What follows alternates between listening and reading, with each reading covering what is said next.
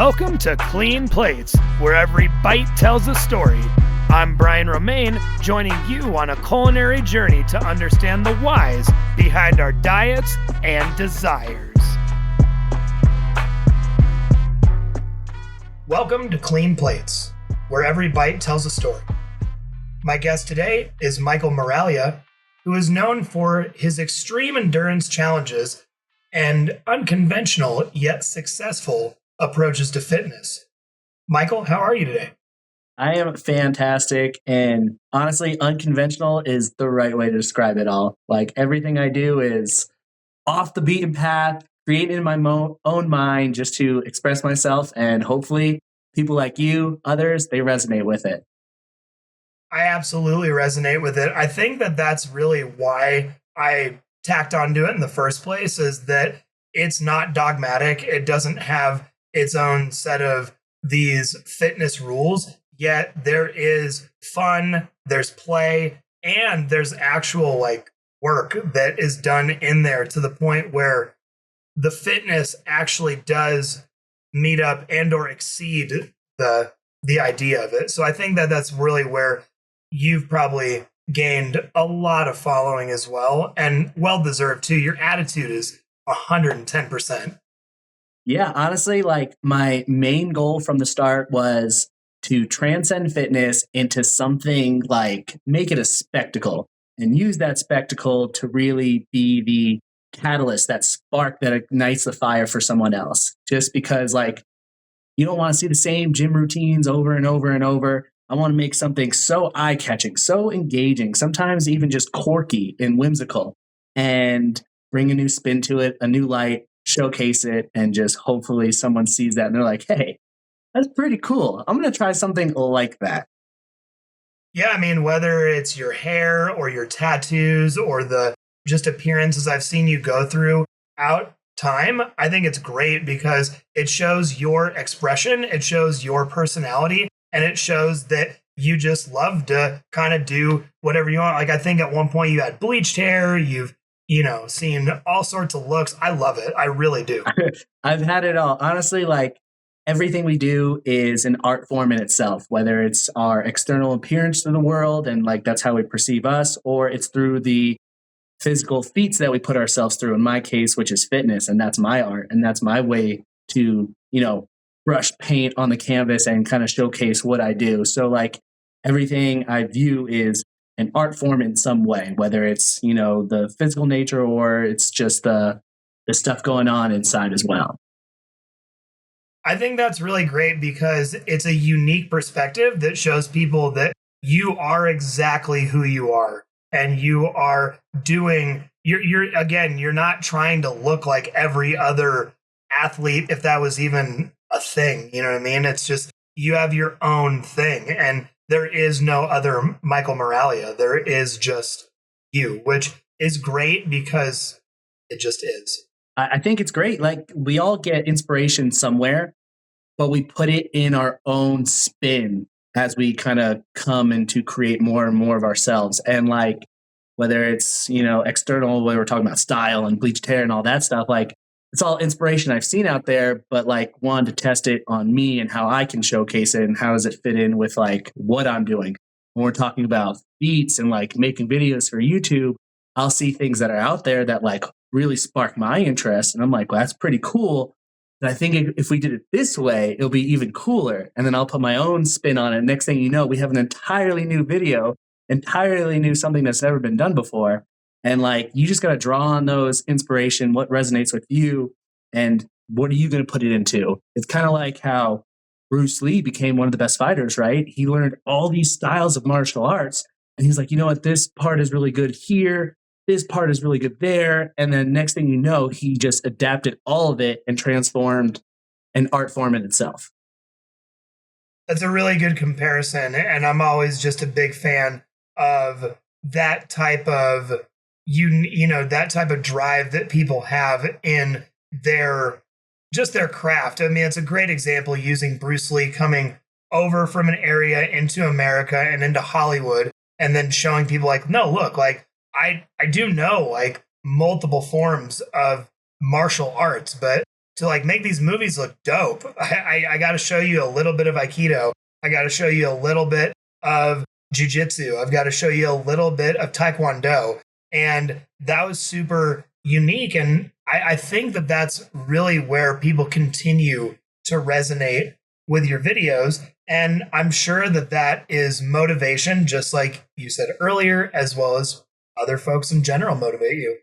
Yeah, 100%. Like, if you're pulling on those right inspirations, people are driving you. I don't see it really as like, man, this guy's got drive. It's more of like, I found a passion, and like, that's what keeps me going. I found a love. I found a respect for all these different forms. And based off of that, it just emerged into something new. So when I tackle a feat, like, let's say the 100-pound marathon, just because it was recent, no one really cares, like, it's not a thing someone slaps on like the benchmark, like, oh man, how much can you bench? Oh man, how fast can you run with the 100? Like, that's not a thing. But like, when I was thrown into it from the Go Ruck games, I was like, wow, this is such a hard endeavor. There's like a huge level of respect I had for it. And then I was like, you know what? I can really make this my own. If I train really hard and throw down just a blistering time, I think that will catch some attention, because like, I'm running faster than 90% of America. And they don't even have weight on the back. Now you slap 100 pounds on me and I'm still throwing down a blistering time. Like, there's a level of respect that it should have. And there's also a level of like just awe. Like, I didn't know that was possible, because no one's really going for it. No one's really testing the limits of the human body. Yeah, I mean, absolutely. You have to look at it as it's a true limit and a test of what you're doing. And I would assume that kind of going, not necessarily totally all over the place, but you are doing so many different endurance events that this must require you to look at sort of each block as, okay, so this will be my training fuel, or like your relationship with food must be different for all of these types of events. Oh, 100%. When we're talking about food intake, or let's say it's like the Strongman Marathon, an event I know is going to be hours upon hours, or the 100-pound mile, which is an event I know is going to be, 6 minutes. It's so short. My main approach when it comes to consumption is just like, how do I want to feel before the clock says go? How do I want to feel in the middle of it? And how do I want to feel at the end? And if you kind of take that and like, okay, I want to feel, light, agile. I want to also feel strong. And then in the middle, I want to feel like, hey, even though the body's breaking down, I want to still be able to overcome. What's going to help with that? And towards the end, I just want to feel that sense of accomplishment. What kind of fuel is going to have you reach those feelings? And, I remember for the Strongman Marathon, I really wasn't eating much. Like, I wanted to feel light, agile, ready to move, because it was a long event. So, when we talk about long endurance events, people are carbo loading, making sure they're getting, X amount of grams per every hour. Like, I took that out of the window, because I was like, I just want to feel light, agile. I feel great on an empty stomach. I've done fasted workouts before. Like, that's how I want to feel. In the middle, we can play around. We're like, all right, kind of need some fuel here. But for the most part, like, I keep it more at a minimal, just because of the feeling it gives me. It makes me feel light. It makes me feel agile. If I'm running while bloated, that's not fun. Like, part of this is to have an experience while you're doing it. Have fun while you're doing it. If you're feeling bloated and gross and sluggish, like, that's not going to help you out. Sure, I'm definitely risking, maybe you didn't get enough fuel, you're going to cramp. That's a risk I'm willing to take based off the feeling I want to have. That's a really, really smart way to look at things, because it seems like even before this, you've just had so much experience leading up to these more extreme versions of these types of events. And as time goes on, you kind of have more data to compare to and more things to go off of. So I think that's great, because kind of like we were talking about on the phone last week, where there isn't gonna just be a number for everybody. Nobody has just, okay, I'm I'm this person and you're this person and we both need 100 grams of carbs. That's not real. So That's going not off of possible. feeling, If someone wants to do what I do, like, sure, they can follow the same training plan and kind of get similar results.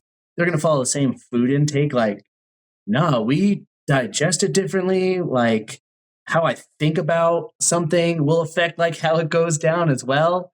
And like, so for both having, 1 cup of honey each, like the way I view that cup of honey is different the way you view it. And like, that's going to be internalized in our stomachs way differently.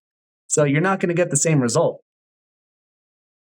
you nailed it because you've dialed in your own system. And of course, you can share things that are sort of like that, or you can share, pieces of what you're doing, but it's always up to the individual human to figure out what is optimal or, if they need eaten more or less, what's going to make them bonk, what's going to, keep them going. So I think that's great because you're not only doing these really extreme things, but you're also like figuring out what it takes to do that. It's all trial and error. And I've gone through a lot of error to kind of like hone in on where I'm at. Like, I remember the first long endurance race I ever did. It was probably about 4 hours. It was a mountain race. And again, no fuel. Body wasn't prepared. Halfway through the race, I was just full body cramps. I wanted to quit. I was eating like honey packets that people threw on the ground when they were done. I was trying to suck out the last bit of goo I could find. And these things are caked in mud. But I was doing anything I could just to kind of like get by and get through this race. Now, after, years and years of cellular adaptation, getting all those changes in the body, like, I don't need that. Like, I've never really experienced a cramp like I have that particular day. Sure, I'll get cramps, but it's never to that extreme. And that just goes from a lot of trial and a lot of error. You got to be your own science experiment and you got to figure it out. Everything that I've done has been a journey to the point of the video you see now. So whatever video you're seeing, there's years and years of training packed onto that, years of what food works with me, what doesn't. And you're not just seeing this, 10-minute video, you're seeing years of experience go into this craft. Yeah, as well as I think it's an interesting kind of flip flop because most people are on the sort of general fitness level of like, all right, well, I work out and I eat these things during the week. And that's what works because I'm on this journey to just better myself.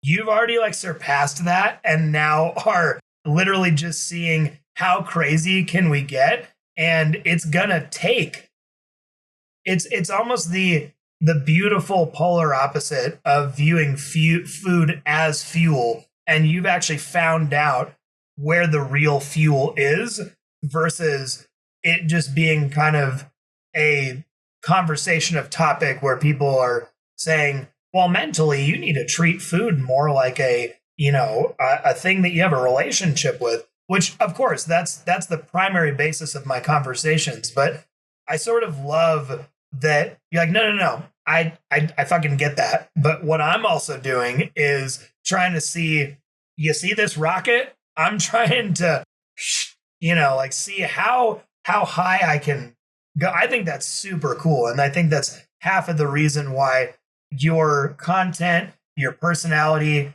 and watching you work juices me up so much.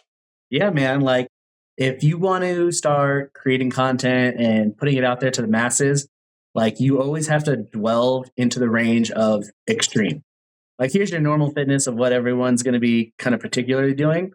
But if you want to like really start pushing boundaries, we're going to shift over here into the extreme range and just kind of see where we live in here. What could we do? What food is going to get us there? What training methodologies are going to get us there? And what are we going to do about it? Right. And just piggybacking off of earlier when you were talking about just years of trial and error, Have you ever struggled with food restriction or things that you've had to like, kind of take out or put in or just use as more of something for other events versus others?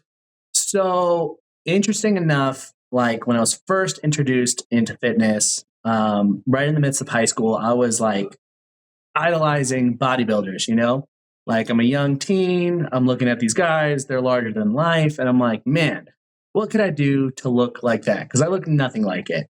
And then I remember just spending some time training for a bodybuilding competition, and like you're on the harshest diet possible.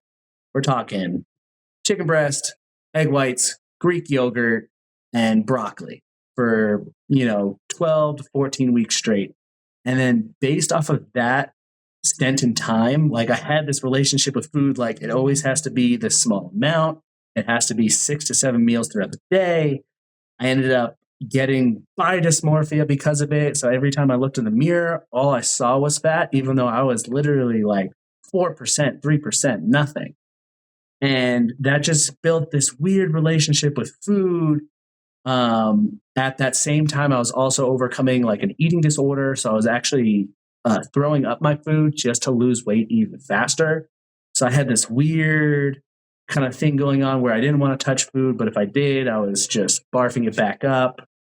And it wasn't until I found performance fitness, like racing, lifting fast, doing CrossFit stuff. That's where I kind of shifted gears and I was like, no, food is fuel. I need to treat it as such.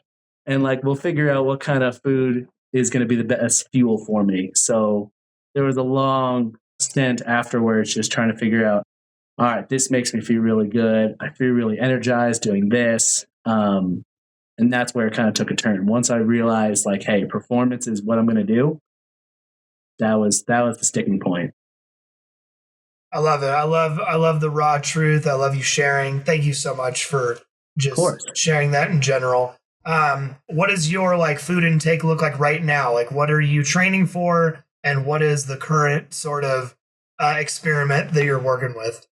So I got to keep this project a little bit more on the hush side, but it That's is going to cool. require a lot of strength and a lot of explosive power. So I got to be fast, quick, and I got to be damn right strong. So just trying to hover, where my body wants to naturally be. At this point, it's kind of around like that 190-pound range, just with all the muscle I have on my frame.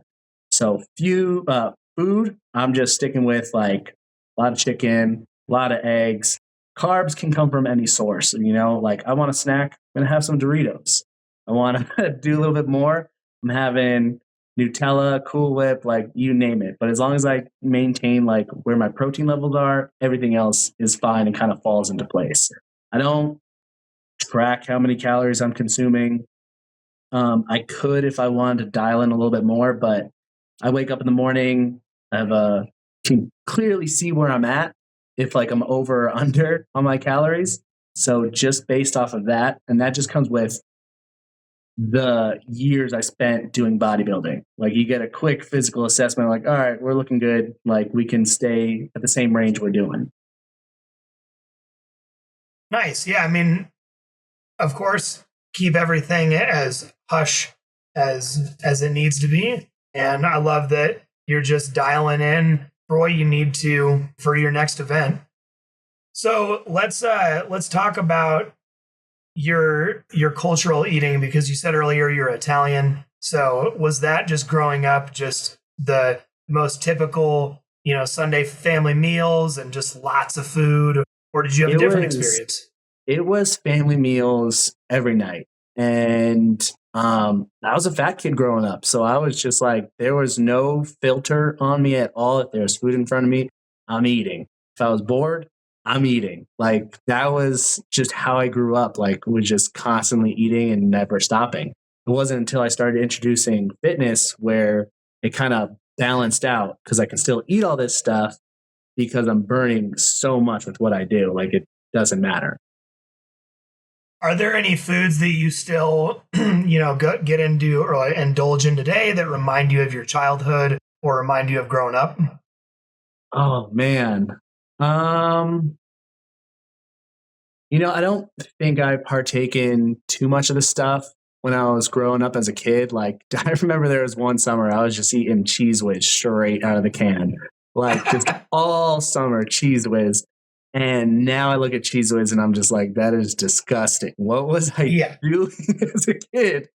Um, but other than that, like, I got to make sure the only real restriction I put on myself is trying to keep peanut butter away from me because that's the one thing. Like, dude, a serving size is literally like nothing. And next thing I know, I have half the jar, and I'm just like, well, that was 3 days of calories. Cool. What are we gonna do now? Yeah, no, I know the feeling exactly.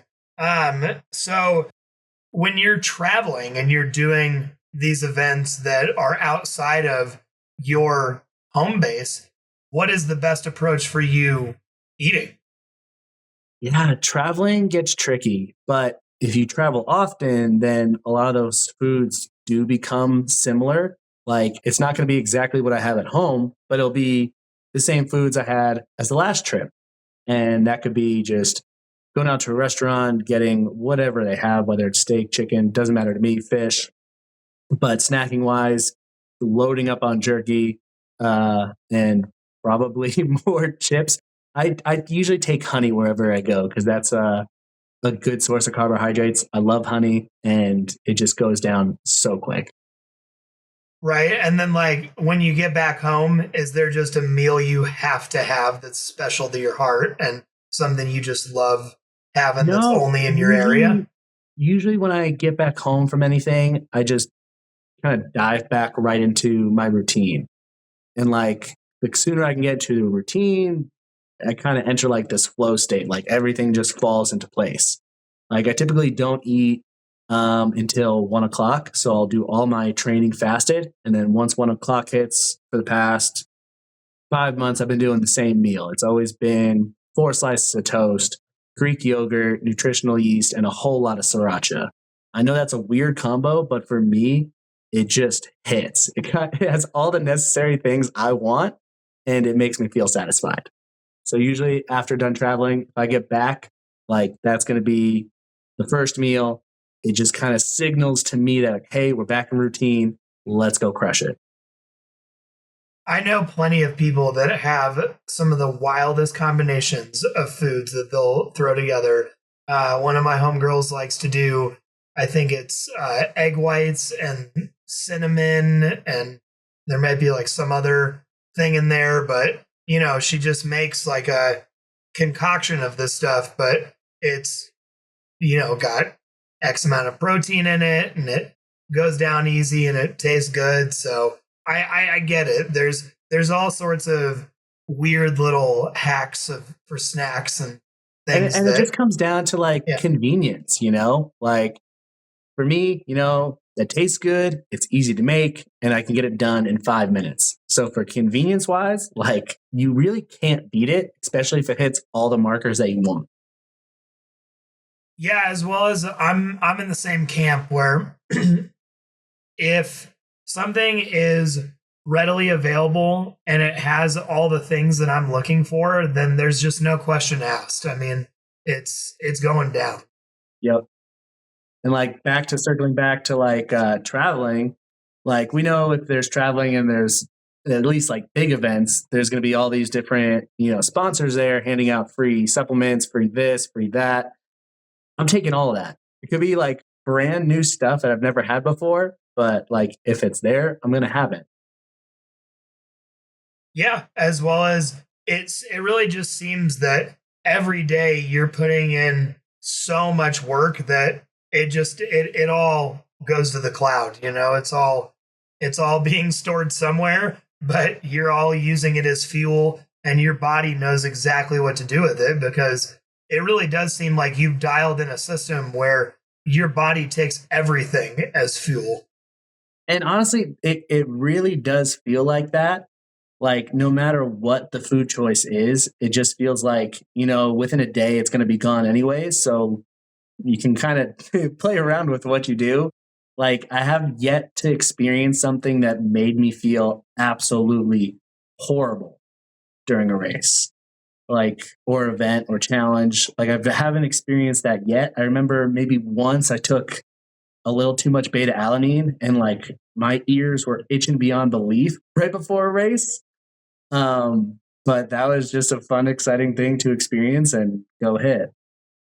That's funny. Yeah, I've really tried to explain that to people over a period of time. I was just talking about this the other day where we've really gotten sort of scared of so much food. There's so much fear around so much food, and people will try to break things down before it, like, the amount of time that you told me to explain to me that this is going to give me cancer, or this is going to kill me, or this is this dye, or that ingredient is going to hurt me. I already have so many actual doctor's information in my head of just saying, yeah, I get it. It's not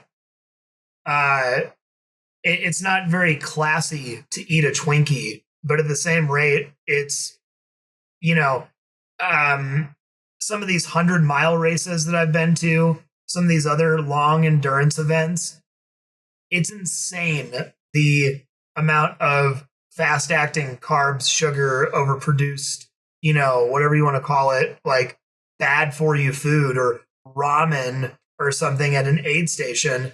And I had to explain to somebody that, yeah, if there was whole food at each one of these things, people would be pooping and puking all over the place because it just doesn't work like that. And not only that, I know like, yeah. If I'm in a 100-mile race and like we're in the midst of it, we're like mile 60 and now it's nighttime, dark, cold, can't see. Like, you give me some real whole foods versus a hot cup of ramen. Like, that hot cup of ramen is going to bring me back to life. It's just going to be like that joy, that excitement. And now I'm excited to attack the next couple miles in front of me. If I'm having something that's like healthy, cold in front of me, whole foods, like, it's not going to give you that quick snap back to life. And sure, it could be maybe cleaner energy, but at the same time, like, you're not going to perform. Yep. As well as it's not something that is, nobody's running 100 miles for 40 years out of their life. This is something you only do for a handful of times, or I don't know. I think I saw some endurance runners where it was like their last one they had been doing for 35 years and it was their, 16th one or something. And people are still like, holy shit, like that's wild. But yeah, I wish more people in the health and wellness, type of vibe and realm and situation, if you will, would understand more that there are plenty of people who have super well working bodies that are going to be just fine after drinking a 24-ounce Coke while they're running or biking. Like, I was just telling somebody the other night at dinner that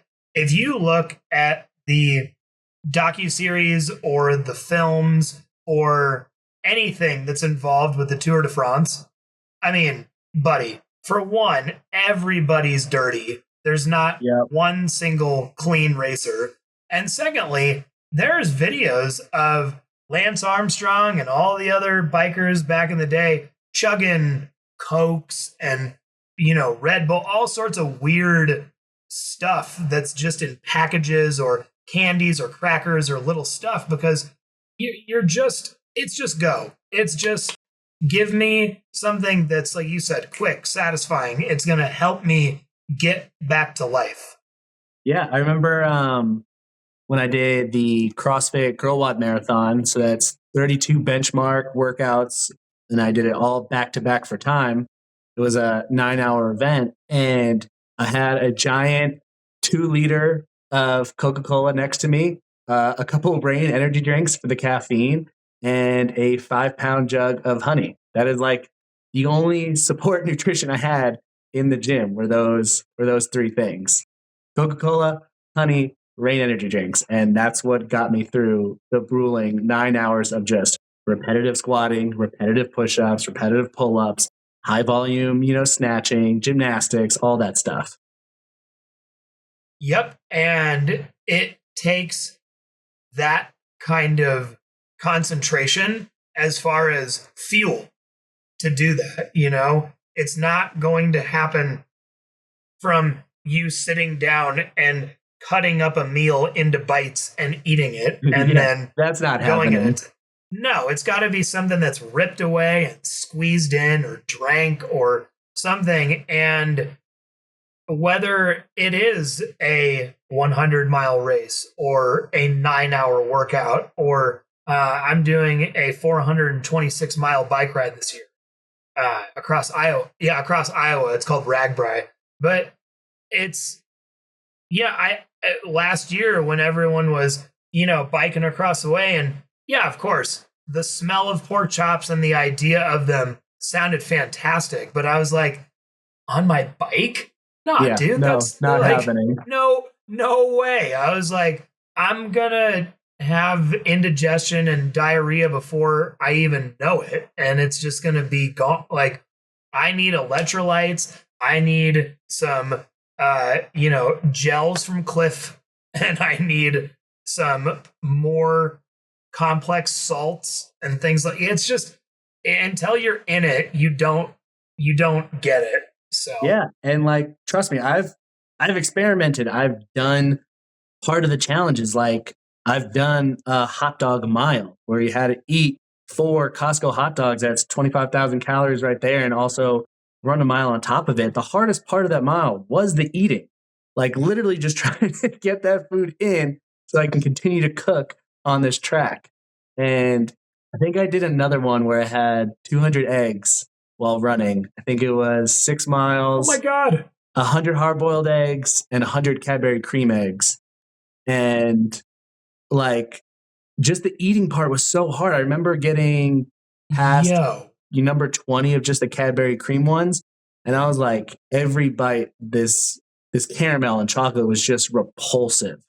But I just had to throw it back to continue this run because, 1, I wanted the content. And 2, I wanted to see, like, if it's doable, can I get all this food in while still continuing to run? That is insane.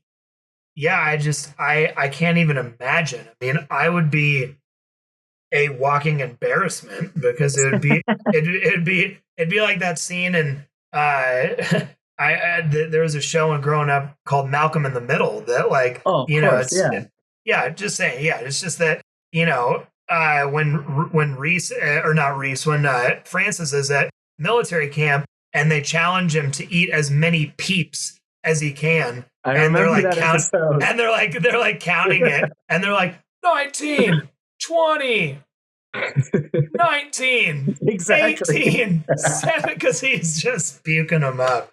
So it's just, it's not only just amazing to hear the story, but to think about the moment of just like,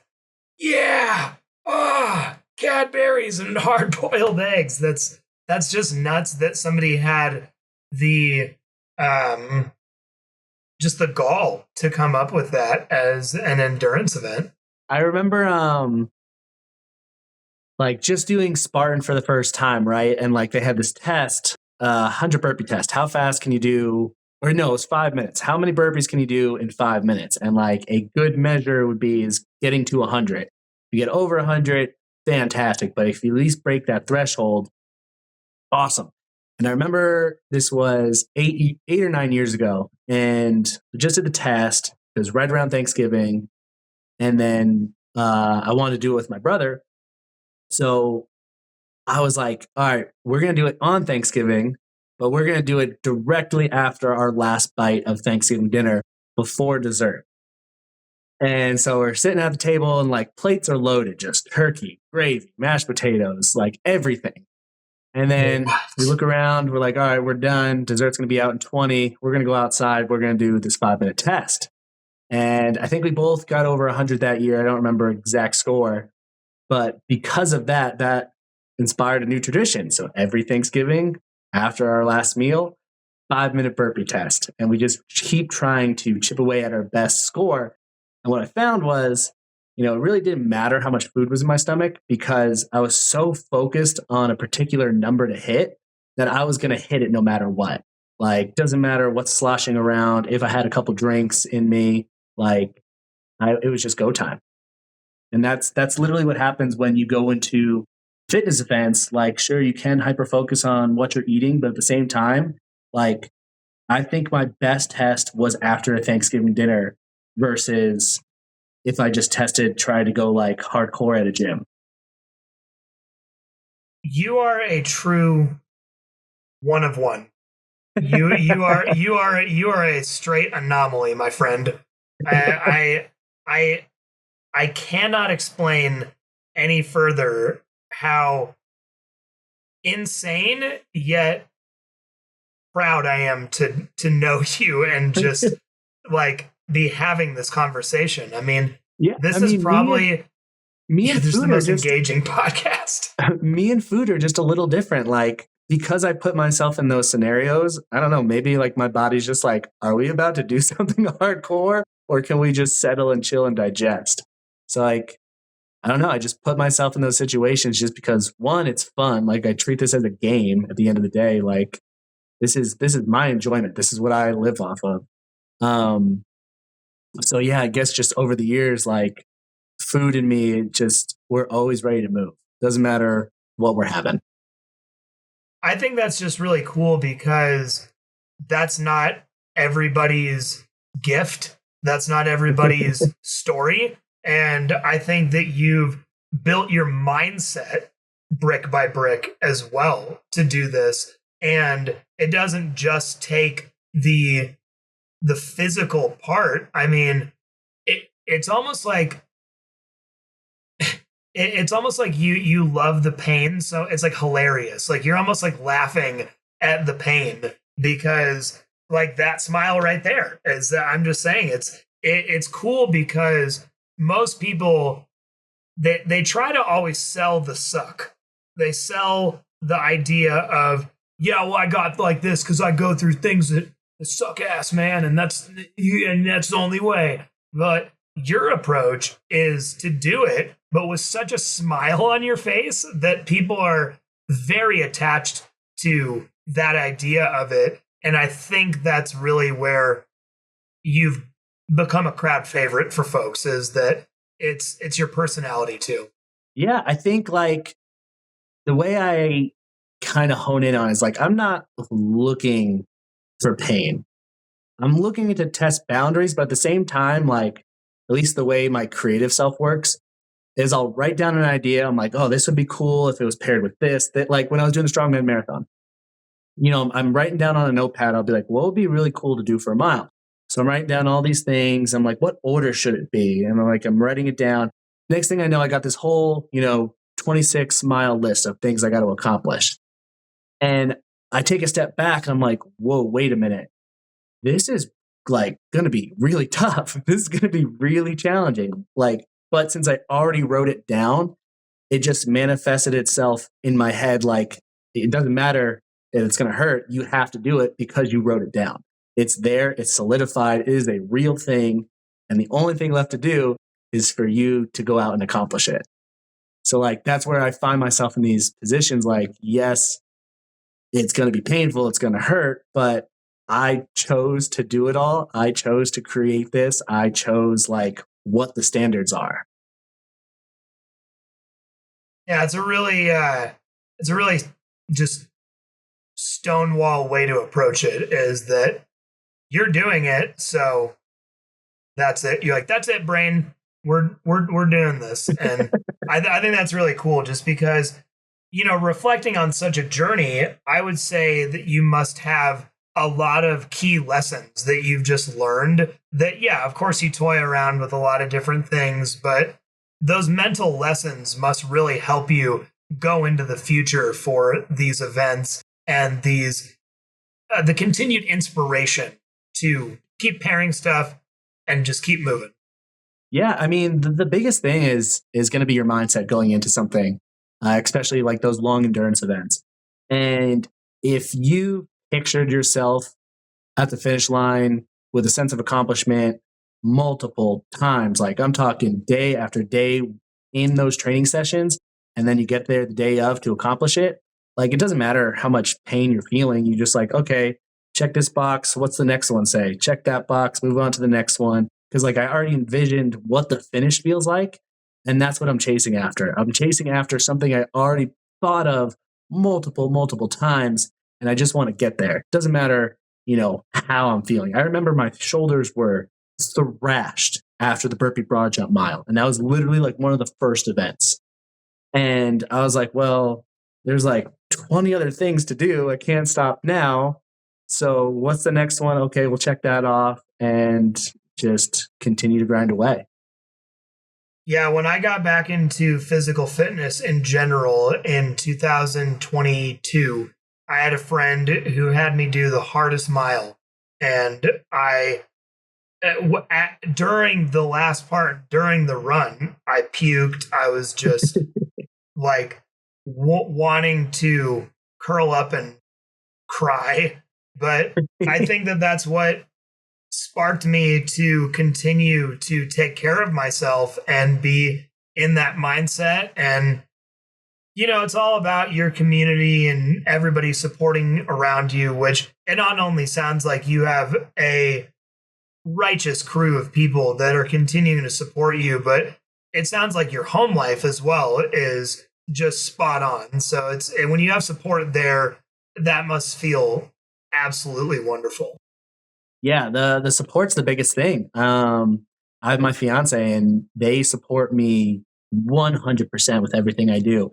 And sometimes with that support, like it weighs on you. It's like such a thing like, well, you're given so much, you don't want to take it away. I remember when I was doing that 100-pound mile, halfway through, I was like, dude, I'm tapping out. I'm done. Like, I could just run off the track right now and be like, this is a failure video. I would be okay with that. Like, it's a failure. Like, I tried.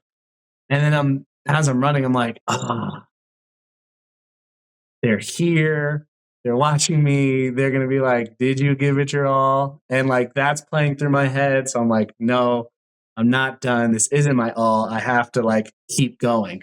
And then I think it was literally 10 steps I took. And that mind shift just changed. I was like, oh, cool. Back in position, like keep racing. Of course it hurts. It's supposed to hurt if you're going to try to get a record, right? You're not wrong. And I think that that's the kind of tenacity that is continuing to fuel you for your future and fuel you for your journeys ahead.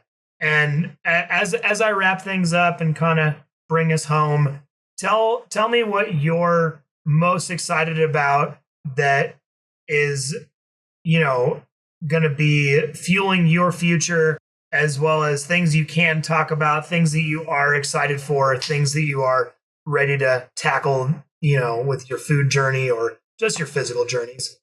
Yeah, I mean, I'm always excited to make new content. And that new content can be like, whether it's strict records that I'm trying to achieve, or they're more whimsical and quirky, just, for fun. And there's one in particular, which I am just so excited for. Just imagine like how you see me now. I'm attempting I'm attempting the world's fastest mile. And then the camera zooms out and I'm standing on a dude's shoulder. And he's like, no, I'm doing the mile. So I'm attempting this mile where I have a Cirque du Soleil performer and he's trying to get the fastest mile around a track while I'm just standing directly on his traps. And I am so excited to shoot that just because, one, it hasn't been done.